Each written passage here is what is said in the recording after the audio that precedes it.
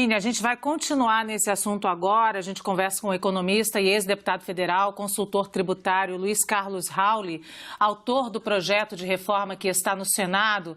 Boa tarde. Na sua análise, o governo anunciou agora há pouco o Renda Cidadã, e eu peço licença para falar do Renda Cidadã antes de falar da proposta, o novo programa que deve substituir o Bolsa Família. Como é que o senhor avalia a solução dada pelo governo de usar o pagamento de precatórios e do Fundeb, como nós acabamos de falar aqui? Boa tarde, Luciana. Boa tarde, Daniel. Nada convencional, né? Quer dizer, vestir um santo para desvestir o outro, né? Quer dizer, que o governo tem que pagar suas dívidas de precatórios, né? E vai atender outro programa. Eu proponho outras alternativas, né? Já até levei há 1 ano e meio atrás para o ministro da Fazenda e para o próprio presidente da República, uma alternativa de atualização do patrimônio do imposto de renda com a redução de alíquota. Porque quando você alimenta um programa importante como esse, Renda Cidadã, e tira e destaca esse valor e impede de pagar as dívidas do governo, fica uma inadimplência em sequência. Isso pode dizer que, para a sociedade, que não precisa também pagar os impostos do governo federal. Se ele não paga as suas dívidas, como é que ele quer receber as suas dívidas das pessoas físicas e jurídicas? Então, é uma situação muito embaraçosa do ponto de vista econômico e tributário. Outro ponto que a gente pode pegar desse anúncio feito agora há pouco, deputado, foi justamente da questão da falta de acordo, mais uma vez, para a reforma tributária. O ministro Paulo Guedes falou que há, sim, timing político para o Renda Cidadão. Vai haver algum momento de timing político para se discutir imposto no Congresso Nacional, ainda mais em ano de eleição? Essa é a prioridade 001 do país já há mais de 2 décadas. Por que eu estou dizendo isso? Porque o Brasil cresceu durante 90 anos a taxas de tigre. O Brasil cresceu de 1930 a 1980 a 6,3% ao ano, muito antes do crescimento econômico dos tigres asiáticos. Só que de 81 para cá veio declinando o crescimento econômico por erro do sistema tributário brasileiro que mata as empresas, mata a contratação dos trabalhadores, mata o salário líquido dos empregados e mata o poder de consumo das famílias. Com isso, derrubou o PIB brasileiro, o crescimento de 6,3% ao ano para 2%. Só que tem mais uma notícia ruim, 2, aliás. Nos últimos 10 anos, o crescimento dos emergentes foi de 93% do PIB, quase dobraram o PIB em 10 anos. E o Brasil, zero, isso que está ouvindo.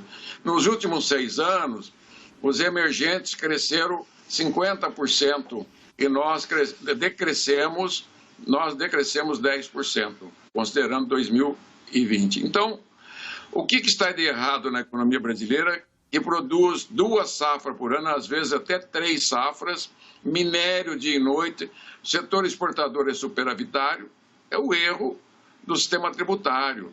Então, as renúncias fiscais que estão nos preços relativos da economia de R$500 bilhão por ano, isso mesmo, 7% do PIB. As dívidas ativas que já alcançaram um estoque de 42% do PIB, isso mesmo, o que o governo federal e estados e municípios têm para receber de contribuintes.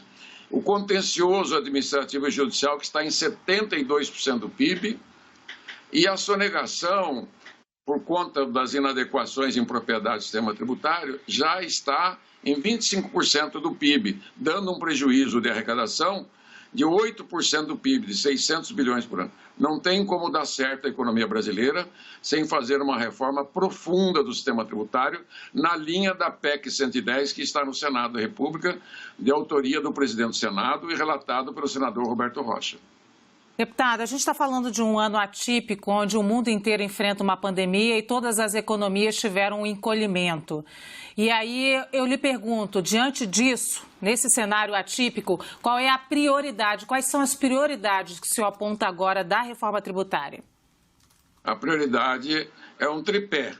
Como é o pior sistema tributário do mundo, o próprio Banco Mundial faz essa medição ano a ano Em 190 países medido, o Brasil é o 184º pior sistema tributário do mundo, que derruba a nota do Brasil para o ambiente de negócios ser o 124º. E olha que nós somos a 8ª economia do mundo, o 5º território do mundo e a 6ª maior população do mundo. Então, nós não temos direito de errar na reforma tributária.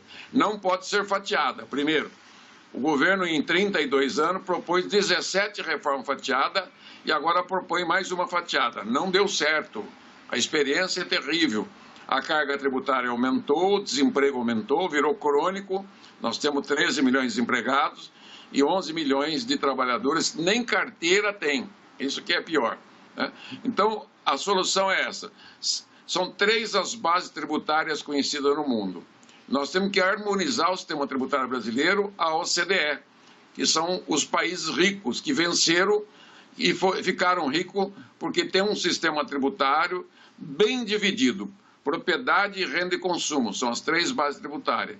Tributar mais a renda, menos o consumo, simplificar o sistema tributário. A base de consumo tem 9 grandes tributos que devem ser eliminados, ficar um imposto único na base de consumo, tem 2 tributos na base renda, tem que eliminar um, ficar com um tributo só, progressivo, e fazer uma reestruturação na base patrimônio. Com quais objetivos? Primeiro, simplificar. Segundo, cobrança eletrônica 5.0 online. O imposto tem que ser arrecadado no ato de cada transação de compra e venda, gerando um crédito financeiro, não mais um crédito escritural. E terceiro pilar, de redistribuir a riqueza nacional pelo tributo, porque hoje, segundo o IPEA, nós tributamos os mais pobres com o dobro de carga tributária do que os mais ricos. Acabamos de ver o pagamento de imposto do Trump. Eu mesmo pago 20 vezes o que o Trump paga de imposto numa economia 5 vezes menor que a do Brasil. Então, nós precisamos consertar isso de forma correta. Não precisa reinventar a roda. Olha o modelo que fez dos Estados Unidos, Canadá, a Europa Ocidental, os países do primeiro mundo, né, em países onde tem justiça fiscal e tributária. Carlos Rauli é ex-deputado federal, sabe muito ali da reforma tributária, propôs, tem um texto lá no Congresso Nacional. Agradeço bastante por dividir as suas impressões conosco aqui depois desse anúncio do governo. Isso aí, eu que agradeço. Hoje à tarde, a partir das 17 horas, é a última reunião da Comissão Mista Especial de Reforma Tributária. E a partir dessa audiência pública de hoje, onde eu estarei, junto com o defensor da PEC da Câmara, com os 2 representantes do governo, né, do governo federal. E a partir dessa última audiência pública, o presidente da comissão e o relator Aguinaldo Ribeiro vão apresentar o relatório até o dia 30 e vai ser votado dia 7 de outubro. Então, nós estamos em marcha acelerada. A cruzada falta pouco tempo para concluir a sua jornada. E o momento histórico mais importante da vida econômica do Brasil está para acontecer. Vamos pedir a Deus que abençoe os congressistas na Câmara e Senado e a todos os técnicos envolvidos nesse momento decisivo. E também o governo que tenha o entendimento, o discernimento de apoiar a proposta que vai sair da relatoria do Aguinaldo Ribeiro, que é a fusão das propostas. Um grande abraço, foco, força e fé em Deus. Obrigado a todos. Muito obrigada, Luiz Carlos Rauli.